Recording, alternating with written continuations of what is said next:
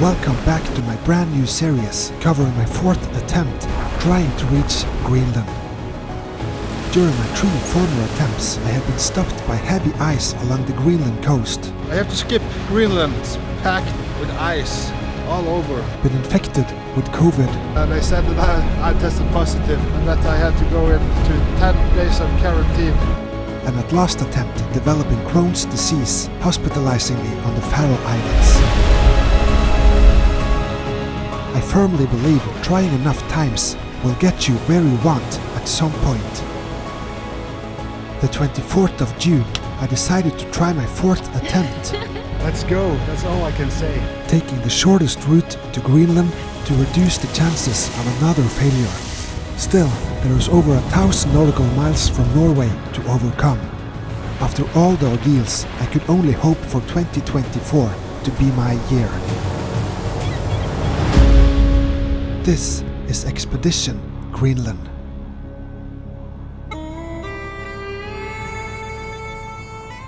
I had now reached my first destination of Balta Sound on the islands of Shetland. With just a short stop anchoring in this beautiful bay, I was now ready to take on the second chapter of this amazing adventure, sailing to the Faroe Islands.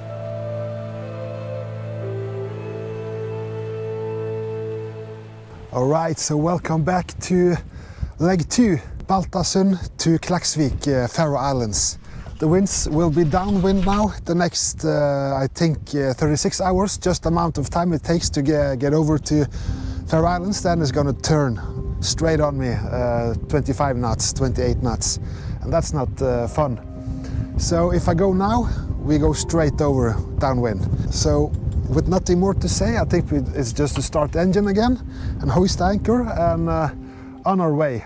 Oh yeah, and I might just want to pop by to see a Viking ship along the way here. Stay tuned. So off to battle again. I got my sight gear on, secured the anchor, Yes. and set the course towards the big ocean.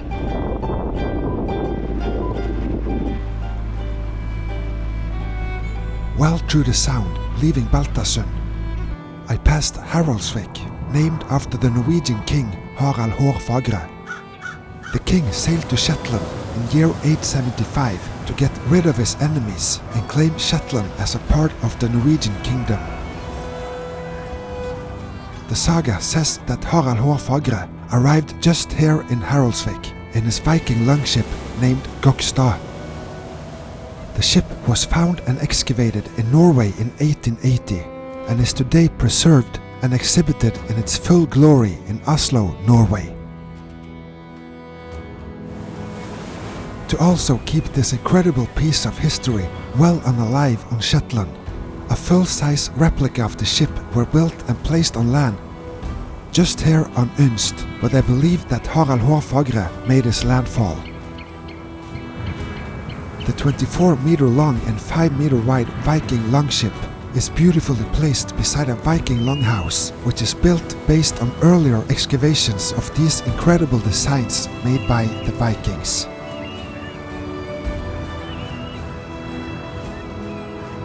The people of Shetland also have their annual midwinter Upphelga Viking Festival to celebrate the sun turning and to honor the Viking era. I am very proud to have taken part of this celebration several times, and it fuels my inspiration to sail in the wake of my forefathers, to hopefully remind us of who paved the way for who we are today.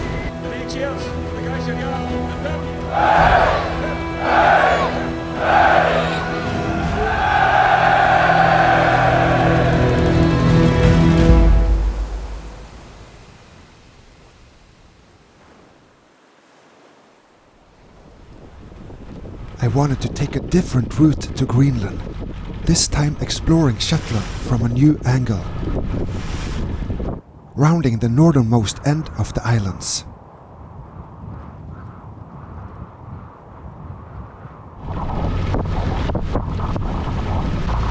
There we go.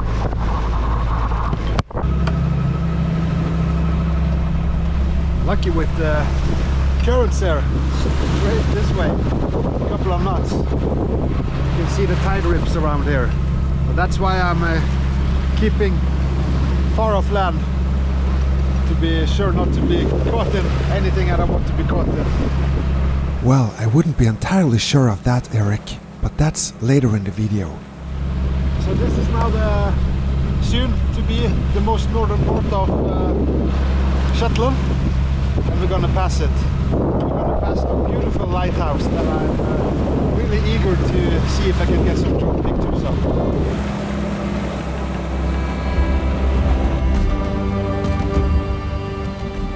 And drone pictures I got. This is the Muckle Flug Lighthouse, sitting on the northernmost rock on the Shetland Islands. Built in 1854 by the famous Stevenson brothers.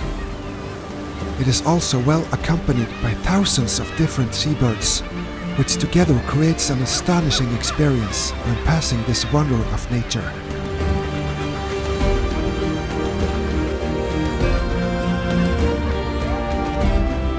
With this marvelous view in mind, I set my course towards my next destination, 200 nautical miles away.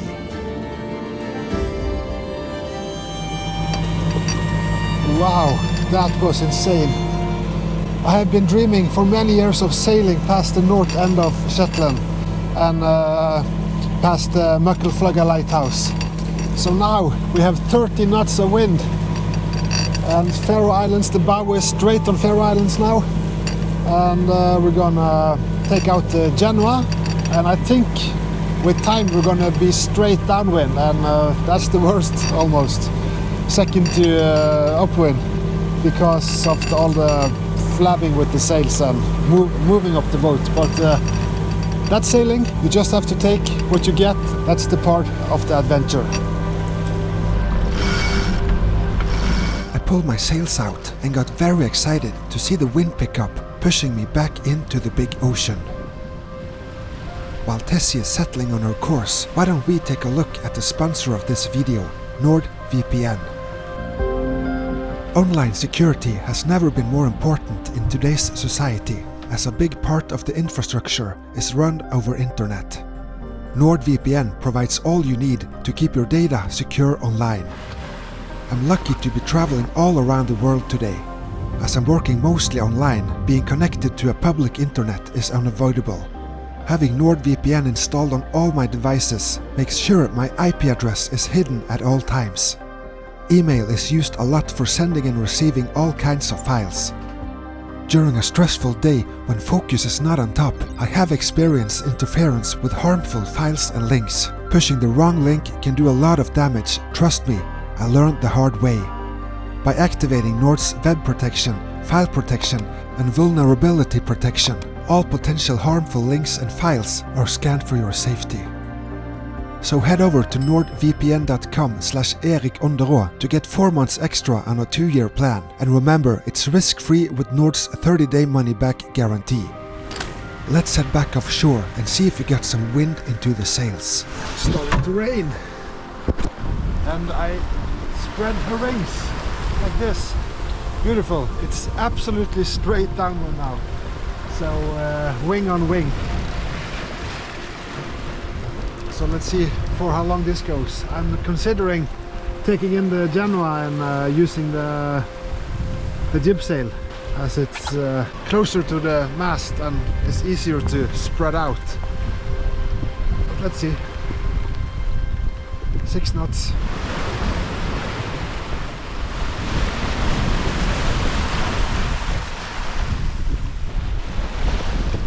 I've secured the boom with this boom brake now, and I tighten it really good to prevent the boom from coming over.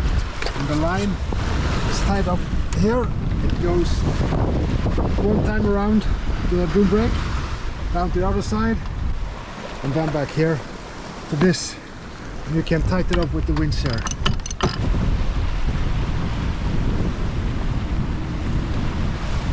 I'm steering with autopilot now.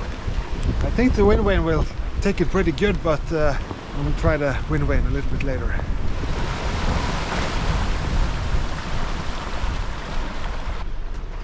I'm gonna treat myself with one box of spaghetti alla Capri. It's been so long. Cold, straight from the tin. So it's just pouring rain outside. And all I do is to just watch the outside cam, the cockpit cam. It's much better than Netflix. Autopilot is steering straight to Klaksvik now, but I can't complain. Life is pretty good in here. Heat is on. Yeah. Oh, water is dripping from under here somewhere.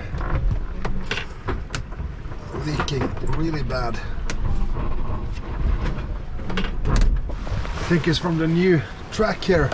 Probably some bad sealing on the screws. I can't stop it now anyway.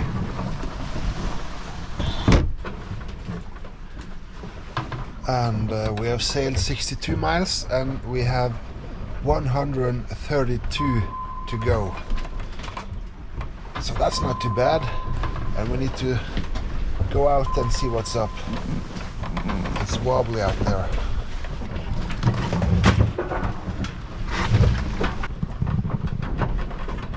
So let's head out and see what the world is outside.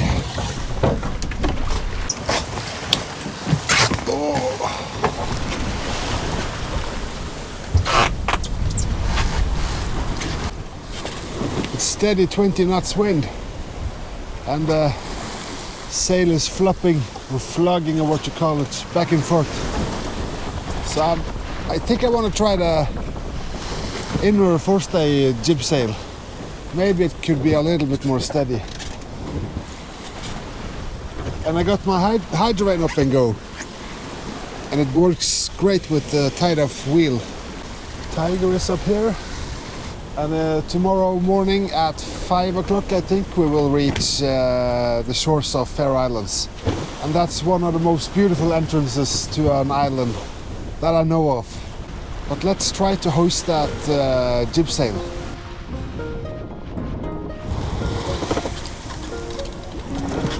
Let's see how we can do this.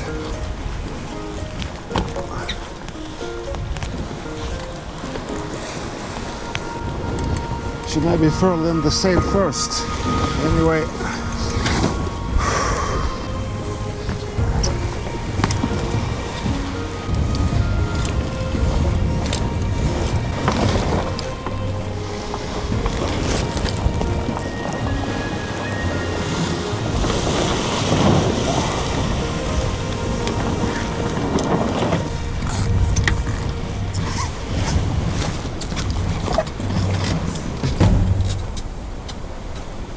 I don't know if it's better or not, but I think the wind now is coming into the mainsail and it's been leading into the foresail.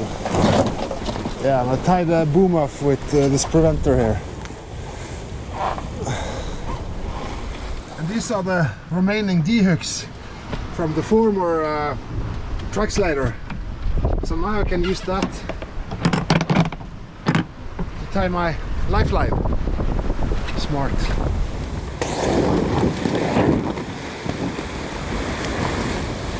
Due to our progression northwards, the nights got brighter and brighter.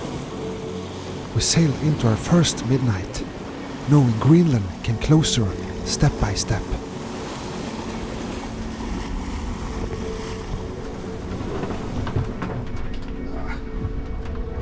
Let's relax a little bit again. Go for 31. The fog came creeping in. At least the wind had pushed us well on our way throughout the night.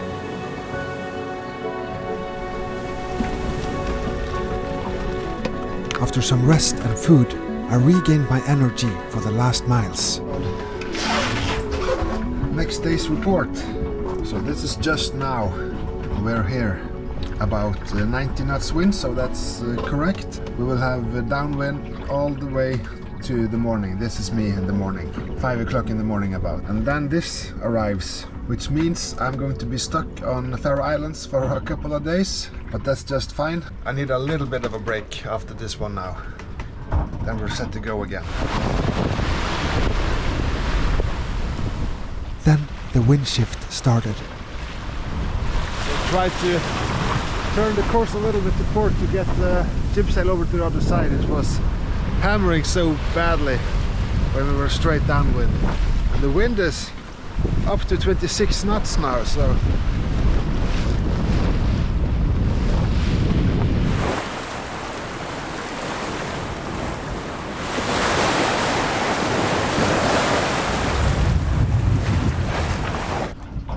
So 93 miles to go now.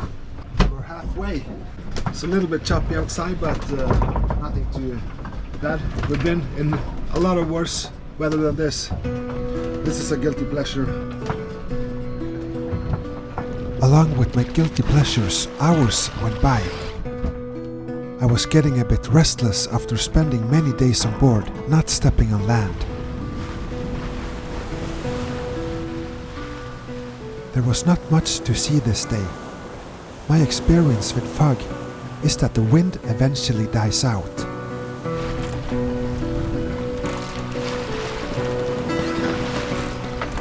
As expected, the wind died out from 15 to 10 knots now, and this sail, the jib sail, is a little bit too small for the wind now. So I think we need to drop it and pull out the big Genoa and see if that's better.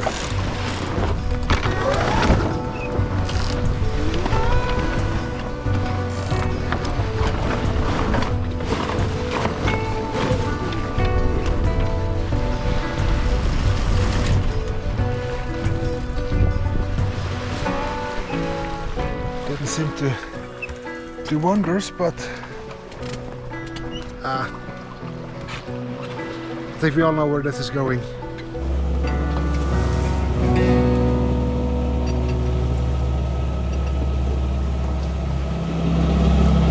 Oh wow, so the time is 0110 and we have 50 nautical miles left to shore, and I must say I'm getting tired.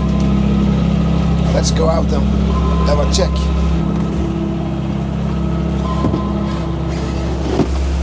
So the fog has loosened up now, finally, but it's raining. And this is as dark as it gets. And if I'm lucky, we're able to see the beautiful entrance if there's no fog in a couple of hours. So I've been on board testing now for 5 days without touching land. So it's going to be good to tie up and set my foot on firm land when we get there. All right.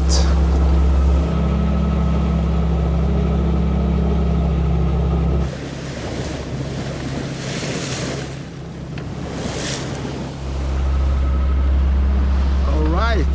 So I think we made it. Look at that. That is Faroe Islands.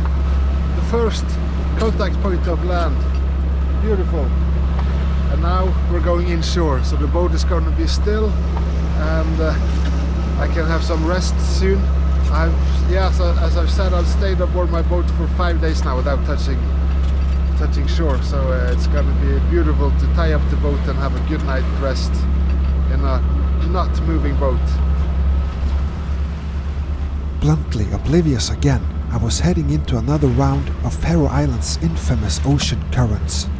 The Faroe sailors have their own app called Rock, which tells them hour by hour the force and direction of the currents running around the sounds. We ended up in the middle of the strongest current against us, of course. In my case, heading in the sound towards Klaksvik, I had it directly on my nose at its strongest. Let's just say the many days spent offshore made me forget to check this important detail.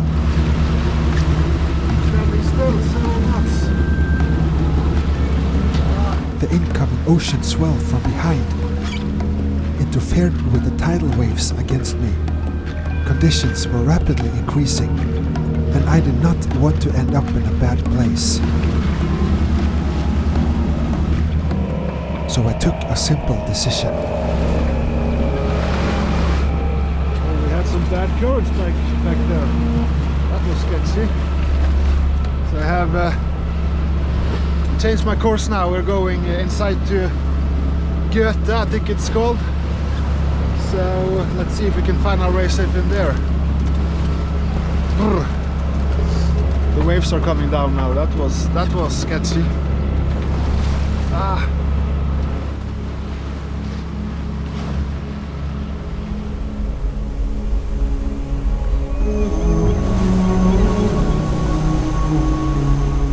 Strong winds, big waves, fog and bad weather is known to roar around these islands all year.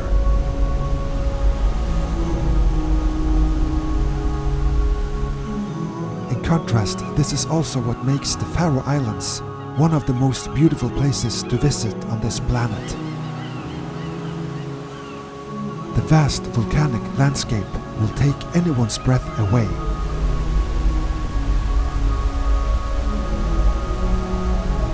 To experience this magic kingdom, hidden in the middle of the North Atlantic Ocean, I think it's only right to say that one have to deserve to arrive such greatness. And arriving in a little sailboat as the ocean currents fights against you, I would say the qualifications are met to earn it. Finally, we reached Stillwater.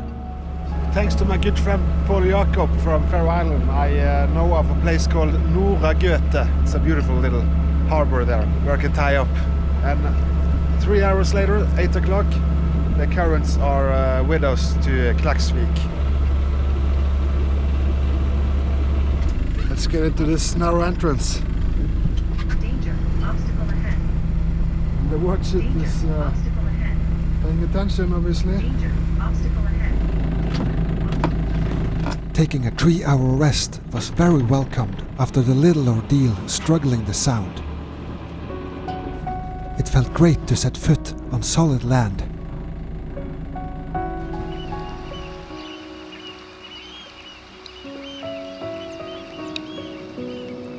Norra is a well-sheltered harbour deep inside the fjord of Götevik. About 1,000 Faroese people have settled in this little fishing harbour. It was the perfect spot to regain some new energy for the last 9 miles to Klaksvik. Alright, so the time is 5:15 and about 8 o'clock we'll be upstream to Klaksvik through the sounds. See you in a bit. Alright, so we're back at it. We're just going around here now and we're into the same fjord or sound that we tried to get into last time. My predictions of the currents seemed to be correct, as we gained speed the right way through the sound. On the way, the sky partly cleared up, revealing the landscape surrounding me. And I was thrilled to see the speed increasing for every minute.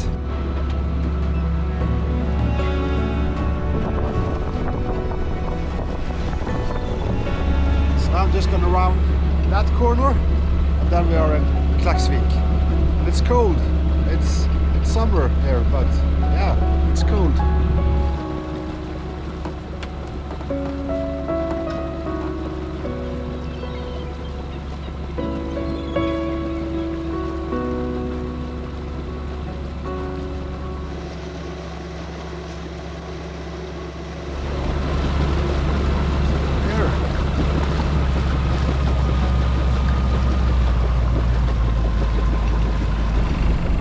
I'll be darned, here is Mike Horn's Pangea. That's one amazing machine. Wow. Looks like the guest berth is over here. Looks really nice.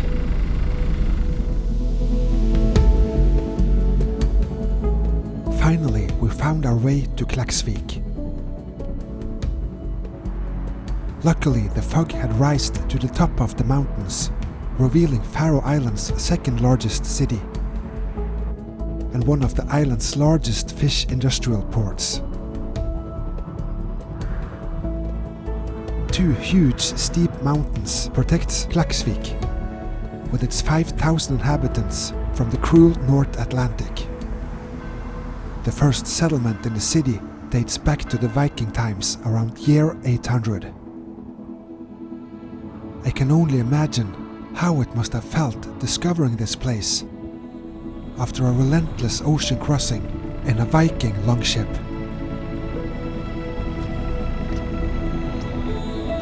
At least I could have a little taste of it as I tied up to the guest pontoon.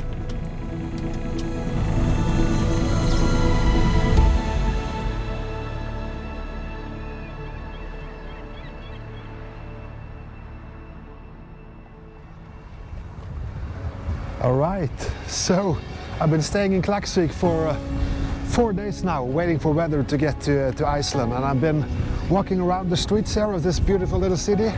Today is Monday, and on Wednesday I'm off to Iceland, 260 nautical miles away, and that's going to be exciting. Then the trip really starting to take shape, the expedition. So with that, I hope you enjoyed this video, and I will see you soon in the next video from Klaksvik to Iceland. Let's go. Let's go indeed. Join my next leg of Expedition Greenland, sailing another 300 nautical miles across the big ocean to Iceland, making landfall in a beautiful little historical village called Fáskrúðsfjörður. As usual, look me up on Facebook and Instagram for live news and updates. You can support this expedition by becoming my patron or donate to PayPal. Get your NBJS merchandise following the link in the video description. To get an NBJS Burgie, send me an email to post@nbjs.no. For NBJS lectures, also contact me by email. And don't forget to subscribe to my channel. Leave a comment and a like.